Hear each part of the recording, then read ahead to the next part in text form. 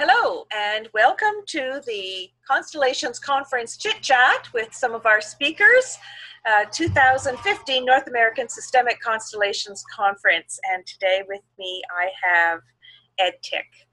And Ed will be doing two talks on Saturday, November 14th, from 9 to 10 a.m., Transforming the Wounds of War in Individuals, Families, and Nations. And then in the afternoon from 2 to 5 with John Becknell, Restoring the Soul After War, a mini retreat. So welcome, Ed. Thank you very much, Linda. Honored to be with you and all of our good healer friends. Yes, this is exciting. So I've written out just a couple of questions, and of course most of our talk would be about your talks coming up for the conference. So I'm wondering, how have you seen the family system affected by war? Well, that's an important question because the public tends to think of the war veteran as the person needing help and also the person with, in quotes, an individual condition or pathology that needs to be treated. And we too often leave out the entire family constellation, the family system. And beyond that, we don't consider the entire social system, of which the veteran and family are part. So I'd actually like to address them all. So what we know and is clear and in epidemic proportions is that all of the psychological and social ills that anyone suffers, and we're all concerned about, troubled marriages and families, divorce rates, child abuse, substance abuse, sleep disorders, acting out and violence in the home or in the community. We're concerned about all of these issues in our families and social systems, of course. And all these issues occur in at least 2 to 3 times the proportion in family, military and veteran families as they do in the mainstream. So, I'm a child of a veteran, and my father had post-traumatic stress disorder. And he was not overseas; he was stateside. My uncle, my mother's only sibling, was a medic at the Battle of the Bulge, and he came home with severe PTSD, and it rippled through our entire family. Part of the reason I do this work is because of what I inherited from my family. I'm also Jewish, and so in my tribe, in my constellation, violence due to severe oppression through the millennia has been part of our social system. And so all systems that experience violent trauma experience that as spreading through the system.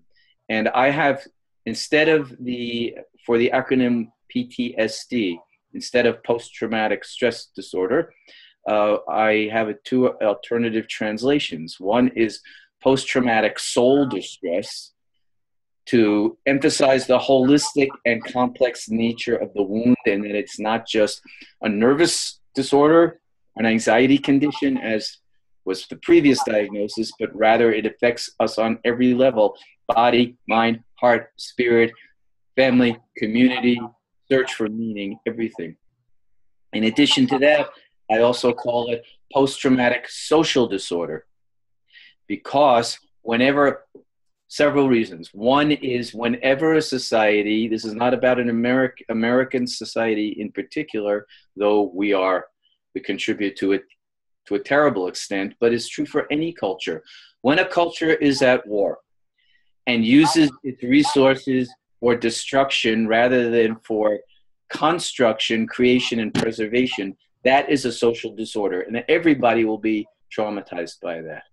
Secondly, there is a terrible divorce, and our question indicates this, between the veteran and the family members, thinking that it's only the vet afflicted, when in fact it's everybody. And third, and we want our conference to help overcome this, there is a terrible chasm that exists between the veteran and civilian populations, so that in traditional societies, they took care of each other.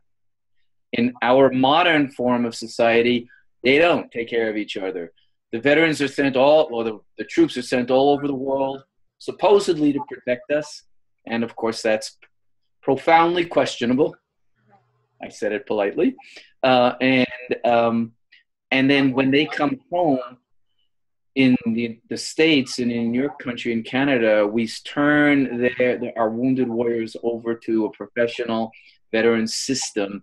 And the community, the family, the general society is not involved in their healing.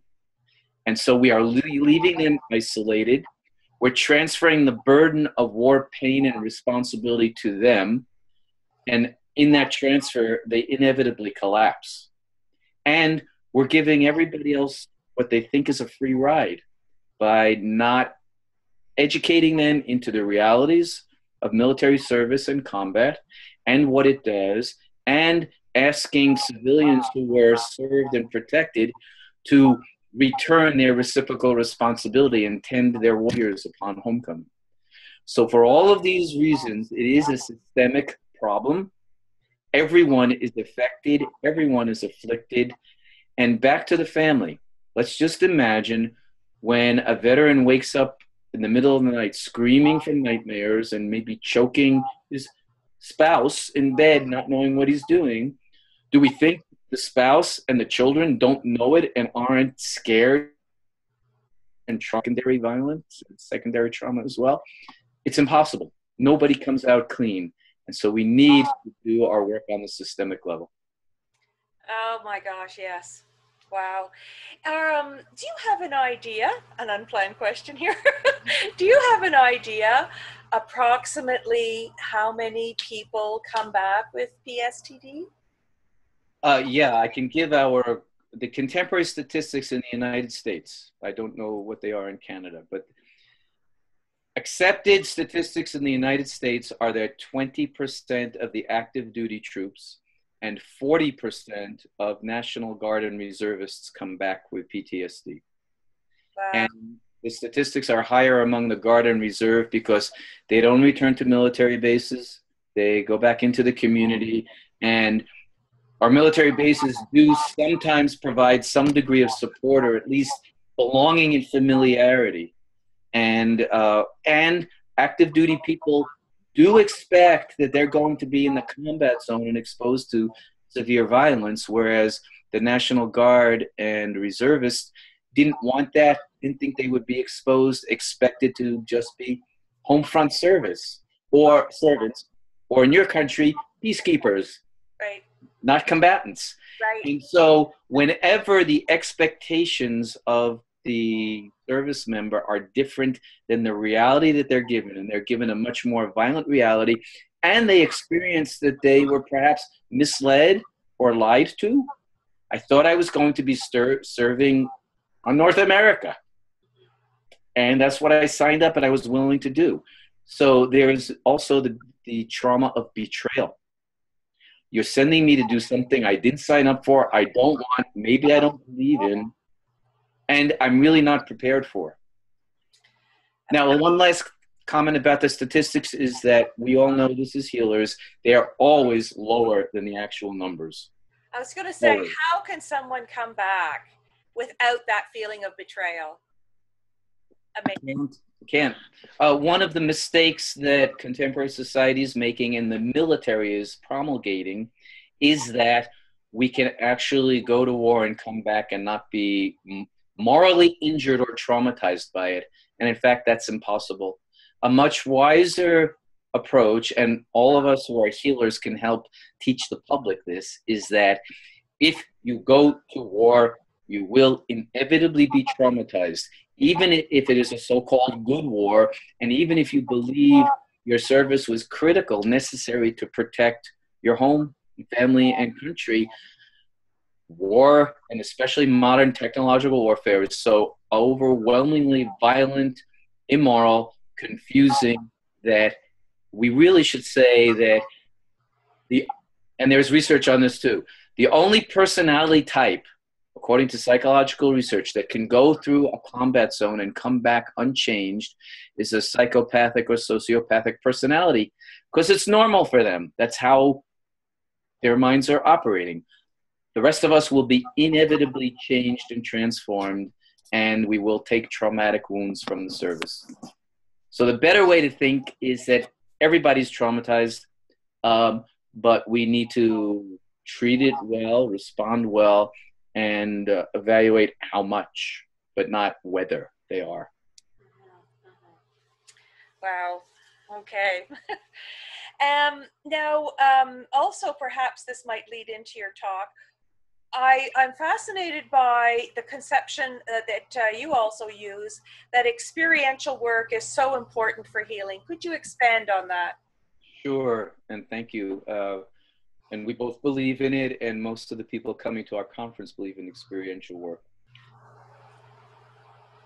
So one thing I'll say that here in the States, the official therapies that the VA uses actually avoid and discourage experiential work. Wow. Yeah. Behavioral and cognitive behavioral therapy is the dominant mode in our official systems, which tries to help people think differently about the pain they're carrying and the wounds they have, but doesn't go down inside, doesn't deal with deep, difficult emotions like shame and guilt, and tries to help people think in different ways to really to avoid the cesspool that's inside. So as holistic healers, all of us concerned about the impact on the body, the mind, the heart, and the spirit, we and the community, our systems, we know that violence affects and transforms every aspect of our being and will impact us on all of those levels. Trauma does embed in the body. Trauma changes the heart, as well as the way we think and as well as our brain chemistry. And so it is critical that we not only talk and think and analyze these issues, that's only one step, but that we do experiential work and actually, through our healing efforts, draw up and draw out the accumulated pain and the dysfunctional patterns that we've developed. And thinking about that doesn't achieve it. We have to do the experiential work. We have to dig down to the original wound that we're still carrying and release the old poisons that are in us from that wounding. Stop playing with Band-Aids to try and heal this type of wound, right? Exactly. And I think we could probably agree on this and add that unless it's an absolute necessary life-saving circumstances, most of our use of pharmaceuticals are also Band-Aids. Yeah. They're controlling and suppressing the symptoms. They're not bringing healing. And the survivor ends up being dependent on the medications just to adapt and adjust, and healing hasn't occurred. So, right, let's stop using Band-Aids. Wow. Okay. Well, tell us what you're planning for these talks. Well, I'll start with the second one first because we just discussed experiential work. So the second one will not be a talk. I'm very grateful to the conference for giving us 3 hours. My co-presenter, John Becknell, is a close colleague of mine, happens to live in San Diego, so this is convenient. But he was the chairman of the board of my nonprofit Soldier's Heart, and he's very experienced. He's also an international expert in first responder teams and working with their trauma. So we come to this together. And that second session, we do have 3 hours, and it will be experiential. We're calling it a mini retreat so that all the participants, we can go into our bodies and into our hearts and into our spirits, through guided exercises and meditations. It will be primarily experiential. And we will all work together to achieve healing from war and the military experience as a group. In my first talk, which will be a talk since it's a keynote address, I will focus very much on a bit of what we've shared, but I'll expand. The way that we call PTSD, the way we can understand it as a holistic wound to all of us and to our constellations, to our social bodies, and that if when we treat it as an individual wound and locate the wound in just in the survivor, we're actually increasing his or her wounding, reinforcing that the problem is you and you have to be fixed rather than the problem is all of us.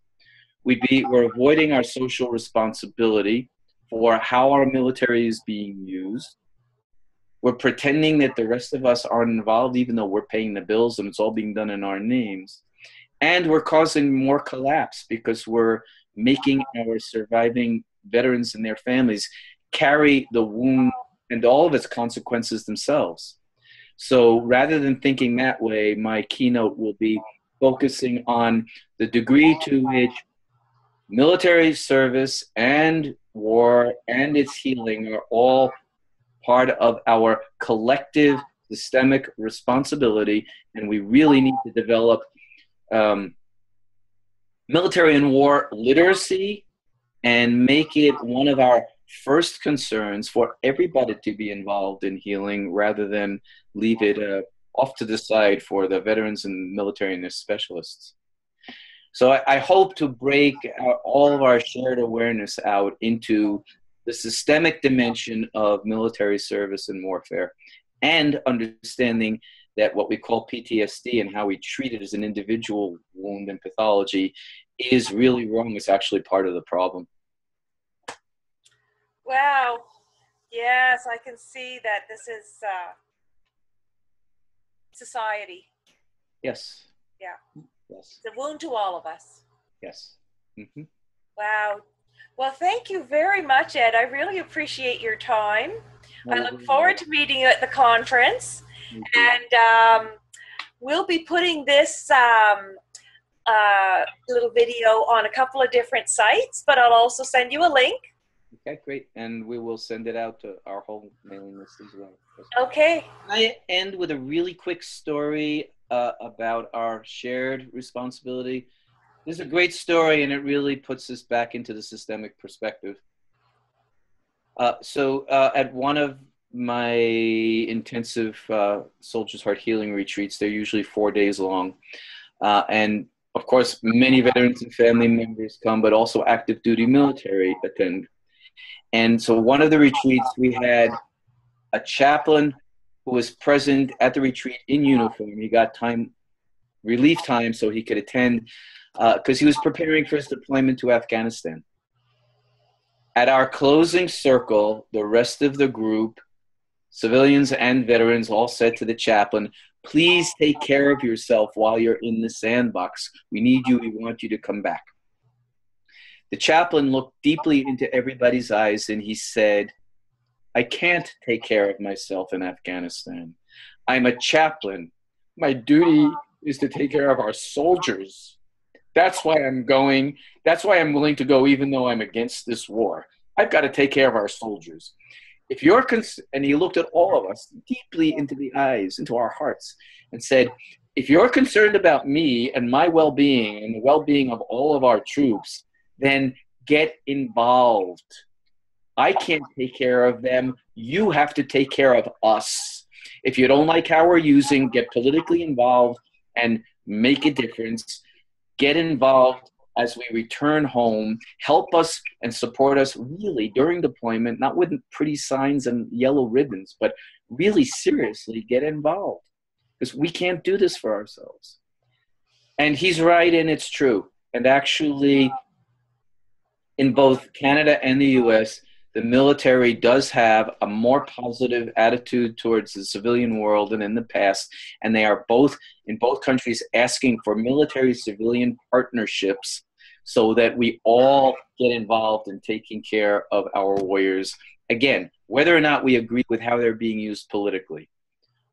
The military wants us to take responsibility, not the politicians and corporations, for how they're being used, and all of us to take responsibility for their healing and homecoming. So this is a huge systemic issue.